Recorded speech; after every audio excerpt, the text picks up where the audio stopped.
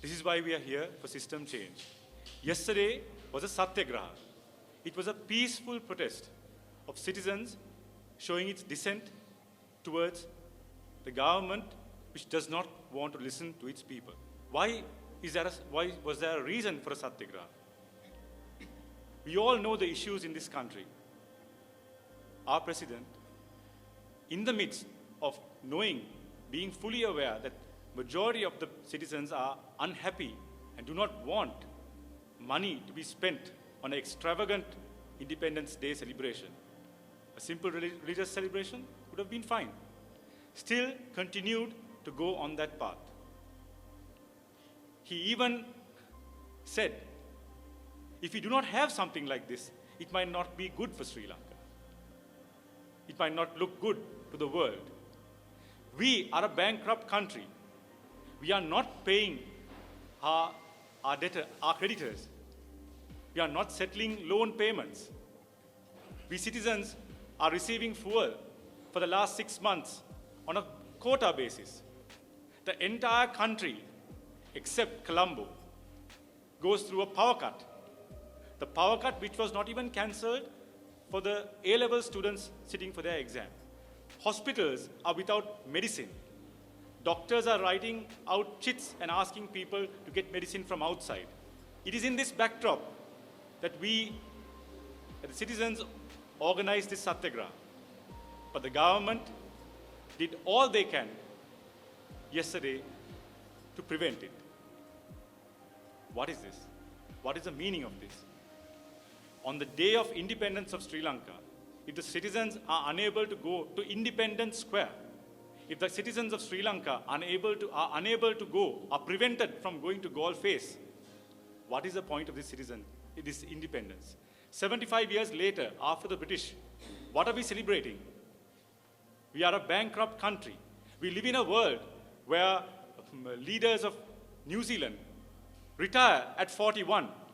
Leaders of Tanzania, they cancel the Independence Day celebration and use that money towards the public.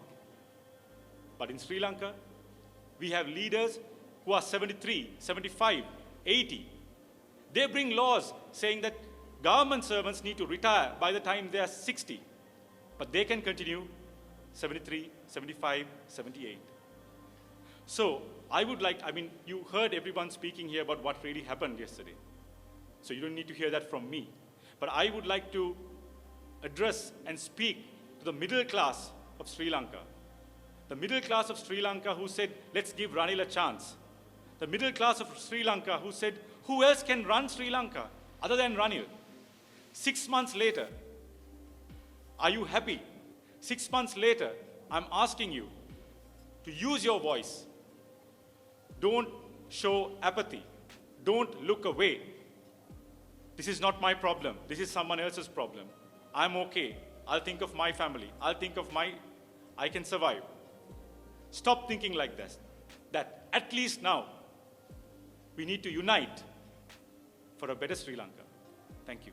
Yesterday, we gathered at Maradana to show our dissent to the rulers of this country, trying to put together an extravagant celebration, spending more than 200 million rupees at a time when this country is bankrupt, when an average person in this country can't afford their daily meals, when our children can't continue their education, when there is no medicine in our hospitals.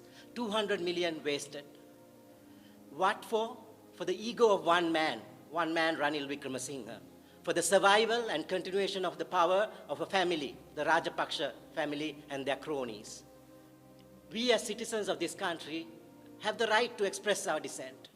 We have the right to voice ourselves and say that we no longer will put up with this. And that's why yesterday we came together to sit in a non-violent sitting, a satyagraha, on the day of the independence. We first gathered at fort, and then we were told that there is a court order that prevents any protest in that area. We respected that, and we moved out of that area. We gathered in Maradana. There was attempts by the police to take another court order preventing us, but however the court has said, come in the evening with evidence, and then we will decide. And with that, we were allowed to start the satyagraha. In the evening, we started non-violent sitting quietly, peacefully, and it grew up to be about 200 people. By the evening, the police had gone back to the courts, had got a court order, but the court order clearly said the current existing satyagraha has the right to continue. Only any new additions and a larger gathering is prevented. But the police tried to use this to their advantage, disrespecting the courts, and try to manipulate the verdict of the court and try to disperse us, the protesters. When that didn't prevail, the lawyers intervened and stopped that from happening. And when they couldn't go that way, they went even lower. They went to local politicians and their cronies, the mobs. They brought a gang of mobsters, attacked us, and it was clearly evident that this gang was in cahoots with the police. They were not outsiders. They came with alongside the police. The police didn't, a large gathering that tried to intimidate us, the large riot police presence, the large police presence, they never interfered this gang of about 20 people and stopped them from coming. They let them come and attack us, hit us, abuse us, and then instead of pushing them away or arresting those people, the police acted against us, the peaceful protesters. We were fired with water cannons, we were fired with tear gas, and we were dispersed, we were chased. Some of us are injured, some of us are, 4 of our colleagues are now remanded, taken into custody by the police. So at a moment when the country is supposed to be celebrating independence, what we see is slavery. The slavery of the police. Police acting like slaves in front of politicians and bowing down in front of politicians, when they, in fact, should be protecting the citizens of this country.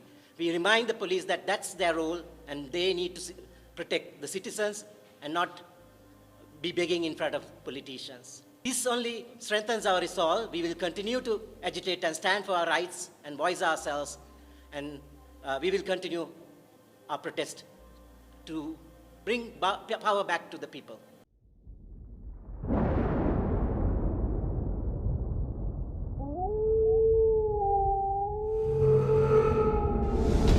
The News Reporter. වාරණයෙන් තොර අපක්ෂපාතී වාර්තාකරණය.